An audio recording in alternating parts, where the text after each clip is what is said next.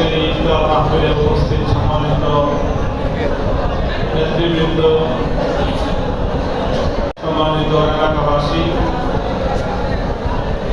আমি সর্বপ্রথম আজকে আপনাদের এই মাহফিলে আমরা যারা উপস্থিত হয়েছি আপনাদের সকলকে আমি আন্তরিক কৃতজ্ঞতা, শুকরিয়া এবং অভিনন্দন জানাচ্ছি।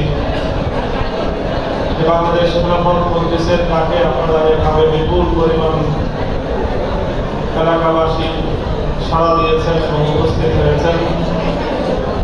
আল্লাহ আপনাদের সকলকে উত্তম বিনিময় দান করবেন। মিডিয়াতে সকল ভাইরা আপনারা ভিডিও করতেছেন,